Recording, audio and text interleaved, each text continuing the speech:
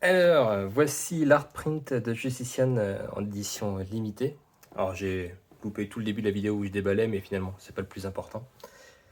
Donc, ils sont numérotés, c'est assez joli. Il va rejoindre ma petite collection.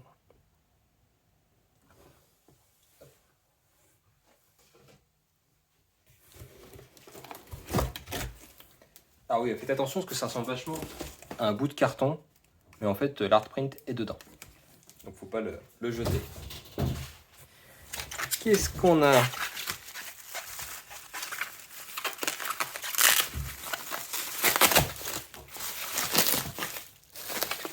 Ah, alors ça, c'est les cadeaux auxquels on ne s'attendait pas.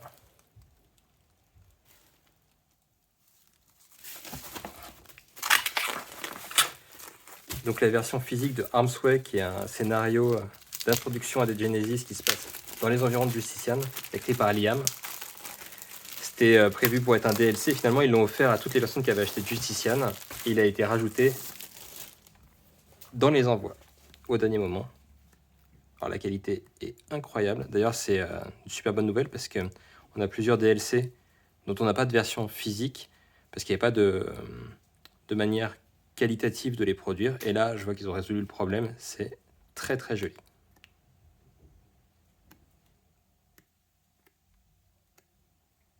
Ah, et alors, les annonces pour les prochains produits, donc Clans of the Moloch en mai et Last Watch en juin.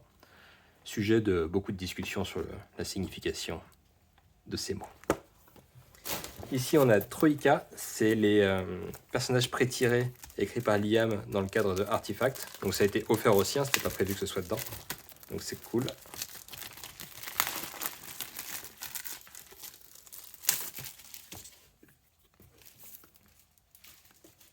Donc c'est juste une série de 3 personnages pré-tirés avec les règles d'Artefact, donc les règles de Scars, de Legacy, tout ça.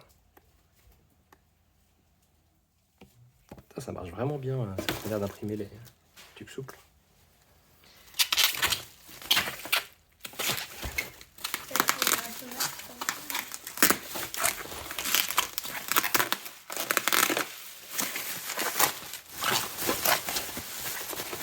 Alors ça c'est ce qui fait un petit peu la jalousie de tous ceux qui n'ont pas pris le temps d'acheter la version collector.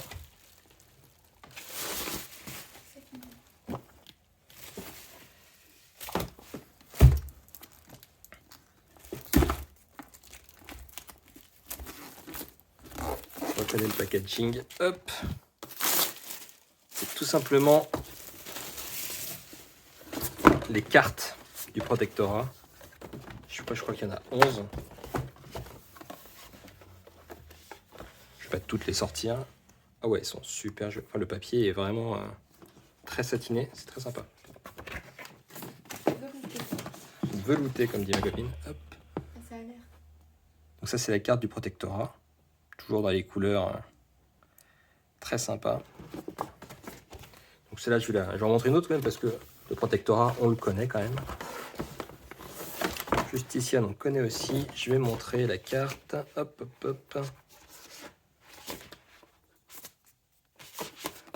De Liqua. Ça fera rager mon joueur exalteur Olivier. C'est super sympa. C'est des cartes qui ont été faites par Stéphane, je crois. Hop. Donc le pack de 11 cartes, 3 de Justician, une du Protectorat et puis les villes alentours.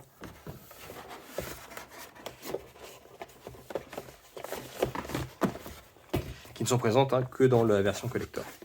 Donc la prochaine fois qu'il y a une version collector, vous savez, il faut se jeter dessus. Présent dans la version collector, il y a aussi ça. Alors ça, c'est toujours très très précieux. Si j'arrive à l'ouvrir.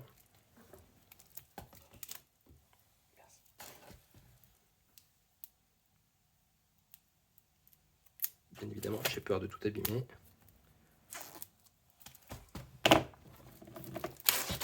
Pour ceux qui ont celui, par exemple, de Black Atlantic, c'est un art booklet.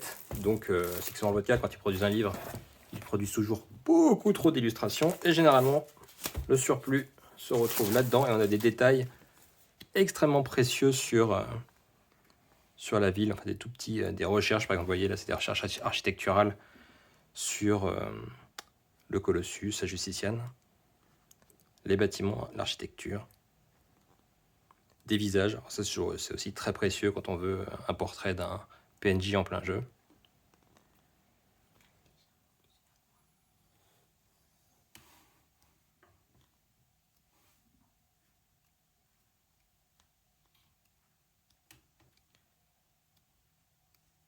En plus, il y en a une certaine masse. Rien que des posters, hein, c'est toujours très intéressant.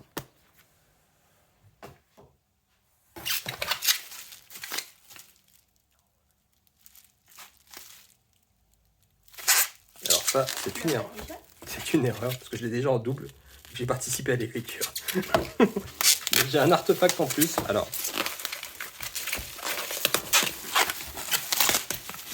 je ne me l'explique pas.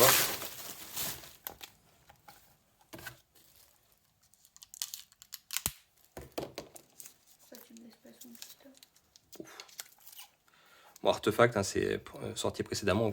Au moins, vous pouvez admirer la super tranche dorée. Et Justitiane en lui-même est là. Je vais virer le carton. Hop.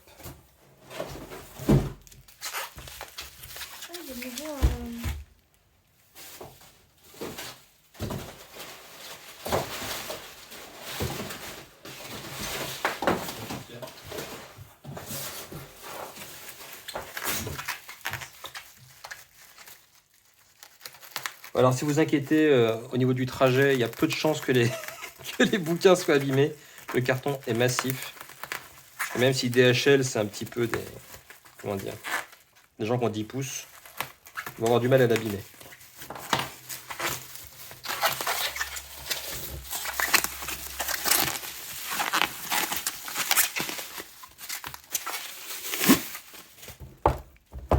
Alors, un détail intéressant sur les couvertures de toute la gamme des Genesis, ce n'est jamais du dessin, ce n'est jamais des images de synthèse. Tout ce qui est en photo sur les couvertures est vrai. Donc l'ardoise avec du doré en dessous d'artefacts, le sang sur celui-ci, ce sont des vrais clichés. Et en l'occurrence, je ne sais plus combien de litres de sang de porc il a fallu. Mais ce jeu n'est pas vegan, je peux vous le dire. C'est nouveau les couvertures brillantes. Jusqu'à présent, tout était... Même les blancs? Si, les blancs, ils sont brillants. Il y avait déjà, non, un coffret pour 2 bouquins Ouais, bah moi j'ai l'édition collector noire. Il y avait aussi une blanche et une rouge en VF. Donc ça, c'est le premier livre, The Righteous Fist. Alors, Marco insiste pour que vous les lisiez dans l'ordre. Hein. En même temps, vous les achetez, faites ce que vous voulez. Alors, je vais feuilleter un petit peu pour montrer la qualité de la production qui est, à mon sens, hein, je suis un petit peu parti pris, mais à mon sens, inégalée dans le monde du JDR. C'est page sur page d'illustrations, pleine page, pour donner vraiment le sentiment de la zone qui est décrite. Tout le protectorat est décrit, donc c'est vraiment plus un pays qu'une ville, Justitiane étant la moitié du livre quand même, mais il y a des chapitres entiers sur des régions reculées. Par exemple ici c'est la barrière de glace, où des prisonniers sont envoyés récupérer des blocs à ramener jusqu'à la capitale pour la conservation des aliments et le luxe des habitants d'Uptown, le désert du Stukov. Alors, il faut savoir aussi, alors ça c'est une illustration que j'adore, c'est A235, une ville perchée sur une ancienne route, qui est donc contrôlée par un apocalyptique du nom de Chagall. Toutes les villes dont on entend parler sont vraiment bien décrites, les illustrations sont sans concession. Là c'est Mobilis, donc l'endroit d'où provient l'énergie qui alimente Justitiane, Liqua. Et l'amitié du livre, on arrive à Justitiane en lui-même avec vraiment un ton... C'est Art déco ou Art nouveau, mon amoureuse? Art déco, c'est toutes les lignes droites, Art nouveau, ouais. C'est tous les lignes. Donc c'est Art déco. Alors cette illustration-là, en particulier, donne un petit peu l'amplitude de ce qu'est une mégapole dans l'univers de Genesis, hein, Justitiane.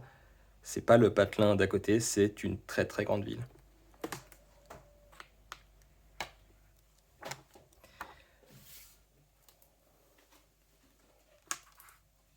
celle-ci. Alors, les illustrations architecturales sont, je pense même peut-être quasiment toutes de Chris, et sont magnifiques. C'est un peu sa spécialité, j'ai l'impression.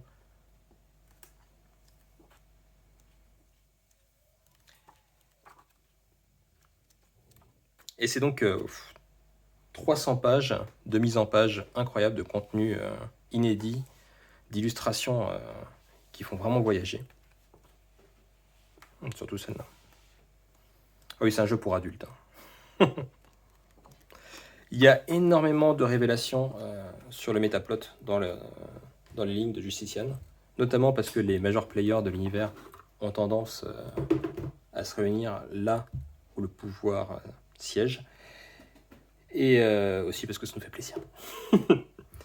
Donc le deuxième livre, Moloch, c'est un recueil de PNJ, donc de personnages non joueurs, et il y en a un toutes les 2 pages, avec une illustration pleine page. Ça veut dire 150 personnages d'intérêt à Justician. Le tout est écrit comme un bac à sable, c'est-à-dire qu'il n'y a pas de scénario dans Justician, à part Armsway qu'on a vu tout à l'heure. Mais en fait, il y a des plot hooks à peu près à chaque PNJ. C'est-à-dire qu'il y a assez de jeux pour, à mon avis, une dizaine d'années. Vous allez comprendre pourquoi. En fait, par exemple, les Spitalians, ça avait été teasé déjà. Chaque Spitalian est une aventure en lui-même. Vous pouvez le rencontrer, il a des intérêts propres. De toute façon, tous les personnages qui sont écrits dans des Genesis ont toujours une volonté, des objectifs, des peurs, des émotions. Et c'est donc au MJ de recréer les aventures avec tous ces personnages qui sont vraiment livrés clé en main. Ils ont une fiche, leur équipement, il y a tout. Et donc 300 pages de personnages avec une illustration pleine page toutes les 2 pages, c'est énormément de contenu graphique. Alors, par exemple, Bastille, il a assez impressionné les gens. Les juges. Avec, pour la première fois, on voit vraiment les juges législatifs, hein. Donc les advocates. Toutes les familles qui se font la guerre à Justician.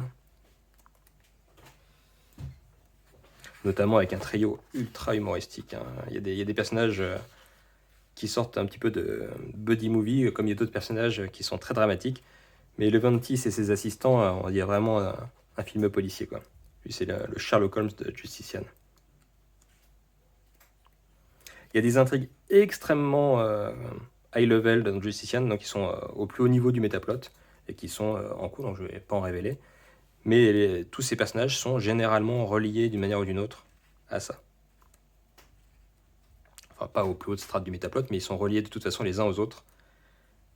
Et certains sont reliés au métaplot.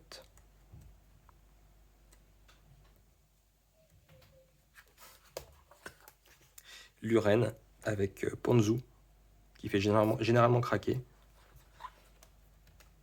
Donc voilà, 150 personnages. Des illustrations incroyables.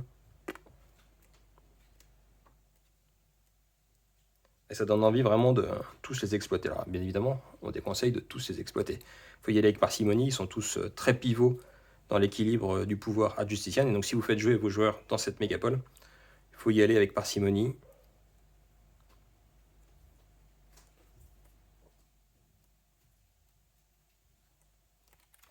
Et la fin de Moloch, c'est, je pense, depuis le début, toutes ces pages-là, non pas celle-là, celle-ci, c'est des pages remplies d'informations sur le métaplot, mais vraiment des réponses claires, quoi. C'est incroyable, on n'avait pas eu ça depuis très très longtemps. Et cette illustration, que je ne vais pas commander, mais qui est une des meilleures des Genesis. Voilà, c'était Justician. Moi, je vous suggère de foncer dessus, parce que de toute façon, même si l'édition collector est épuisée, l'édition de base est un trésor. Voilà.